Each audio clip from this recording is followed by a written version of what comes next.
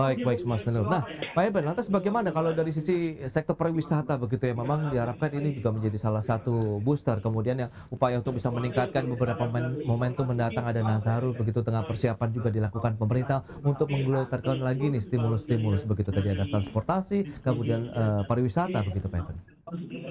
Ya, ini kita harus lihat tuh bahwa sekarang karakter wisatawan itu adalah terutama wisatawan Indonesia ya. Oke Kalau mereka jalan-jalan pasti bawa oleh-oleh. Jadi target oleh-olehnya itu satu hal yang menjadi karakter wisatawan Indonesia. Dan oke. sebetulnya kita perlu kolaborasikan lebih lanjut. Kemarin kami ikut dengan rapat dengan Hypindo dan APBI ya, yang pengelola mal dan sebagainya itu. Memang kita perlu kolaborasi lebih lanjut. Kita belum tersampaikan misalnya sekarang di Jakarta misalnya ada kemarin ada Jakarta Fair. Nah kami Oke. belum bisa berkolaborasi dari industri pariwisata karena kita belum ada engagement nih dengan penyelenggara DJ Expo gitu ya. Bagaimana nih sistem yang kita harus kembangkan? Demikian juga dengan adanya Gias sekarang. Kita juga belum ada engagement tuh. Nah, kalau saja para stakeholder-stakeholder ini bisa berunding satu meja dengan kami dari pariwisata, mungkin bisa buat paket-paket. Kami kemarin juga ketemu dengan idea misalnya untuk e-commerce ya. Nah, kami sampaikan kira-kira dia bisa nggak sih kita wisatawan ini bisa membeli secara online, tapi deliverynya itu harus cepat. Artinya mereka kan spending di Jakarta misalnya, mereka cuma 2 hari. Nah, Oke. kalau bisa scan dan sebagainya, lalu melakukan pembelanjaan itu bisa nggak diantar ke hotel itu kira-kira 1 hari atau bahkan di hari yang sama? Enggak, mereka bisa nih mendapat belanja juga di melalui online dan sebagainya. Sementara misalnya nah, sekarang ini terkenal nih ada Rojali lah, Rohana lah segala macam gitu ya. Nah, kalau kita misalnya bisa mengangkat ini dengan diskon-diskon voucher yang kita bisa bagikan kepada wisatawan, lalu dibuat event-event itu misalnya tarian tertentu di mall dan sebagainya untuk daya tarik dan sebagainya, kebudayaan, tarian kebudayaan maksud saya, itu Oke. juga akan membuat kunjungan wisata itu menjadi lebih bergairah dan mereka dengan adanya diskon voucher dan sebagainya itu akan mendorong mereka untuk berbelanja. Ini sudah kami sampaikan ke Hipindo karena kami ada MOU antara Astindo dengan Hipindo. Nah, kalau kita melihat, Mas, kami ada 2 kali travel fair yang kami selenggarakan, itu di bulan Februari biasanya dan nanti di bulan Oke. Agustus ini tanggal 29.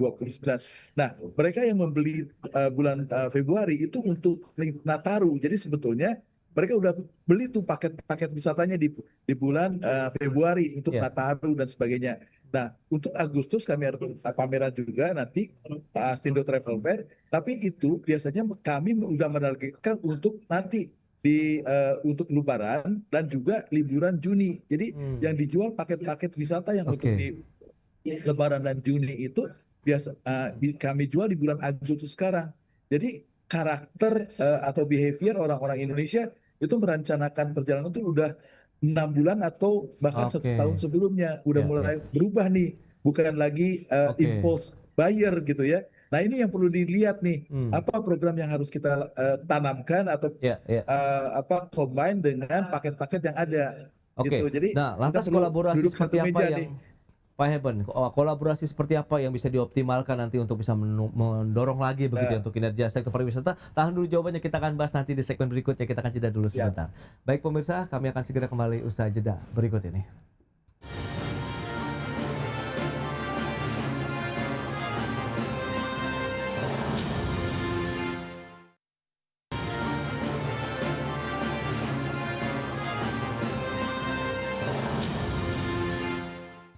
Ya, Anda masih menyaksikan Market Review bersama saya, Prasetyo Wibowo. Dan berikut ini kami sampaikan data kembali terkait dengan 5 stimulus ekonomi yang sudah digelontorkan oleh pemerintah untuk bisa mendorong lagi daya beli masyarakat menjadi daya ungkit juga untuk pertumbuhan ekonomi Indonesia di tahun 2025. Ini dia, ada diskon tarif transportasi, kemudian diskon tarif jalan tol, penebalan bantuan sosial, bantuan subsidi upah, kemudian juga ada perpanjangan diskon iuran jaminan kecelakaan kerja yang sudah diberikan dengan periode Juni sampai dengan Juli 2025 ini. Dan selanjutnya, bagaimana dengan aktivitas ataupun pergerakan wisatawan Nusantara? Ini yang bisa kita cermati bersama karena ini akan menjadi fokus pemerintah untuk menjadi daya ungkit ya, daya beli, mendorong perekonomian di daerah juga.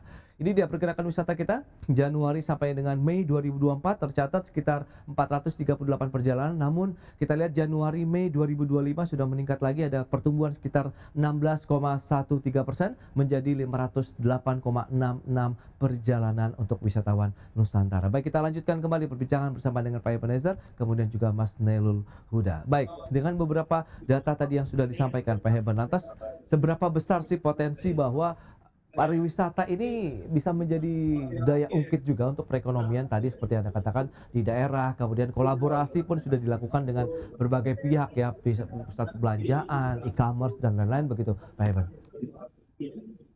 Ya, sebetulnya kalau kita betul-betul bisa informasikan kolaborasi ini lebih awal, Ya, itu akan bisa meningkatkan banyak sekali transaksi-transaksi yang terjadi. Misalnya kita sudah bisa berikan misalnya untuk paket di Nataru sekarang bulan Agustus ini, misalnya kita bisa katakan kalau Anda beli paket ke Jakarta, Anda akan mendapatkan diskon di tempat ini. Nah, mereka akan melakukan transaksi itu, jika daya ungkitnya itu akan cukup lebih signifikan. oke, Pemerintah sudah menetapkan bahwa di tahun 2025 ini target untuk perjalanan wisatawan Nusantara itu kurang lebih satu miliar 8 ya, 1,08 miliar perjalanan wisatawan.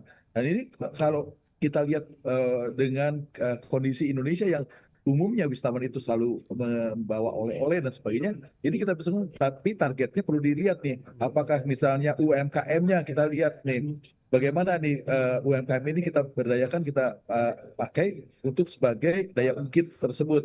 Nah ini kembali, kita perlu duduk satu meja untuk menargetkan bukan hanya 3 atau 4 bulan ke depan sekarang ini, lebih ke misalnya tahun 2025 untuk Februari nanti atau Maret, di mana nanti ada masa Lebaran di situ, itu juga oke, memerlukan satu kolaborasi tertentu. oke, Nah, jangan lupa juga dengan wisatawan yang dari wisatawan asing, mereka juga perlu dilihat apa oke. sih yang menjadi minat dari wisatawan asing, terutama kerajinan tangan dan sebagainya. Itu juga kita bisa lihat sekarang kunjungan wisatawan asing ke Indonesia yang terbesar itu dari Malaysia. Nah, Hmm, Malaysia ini karakternya sama dengan Indonesia. Oleh-oleh itu salah satu hal yang mereka beli, baik itu makanan maupun baju, fashion dan sebagainya. Bahkan perlengkapan rumah tangga juga mereka beli. Nah, ini yang perlu diamati, Mas. Jadi kita perlu benar-benar secara rinci berkolaborasi. Memang baik. sekarang ini banyaknya kita ketemu tuh cuma karena ada event baru kita ketemu lalu kita Hmm. ngobrol, tapi kita perlu nih merancangkan tahapan-tahapan secara lebih terinci gitu ya, terencana dengan baik.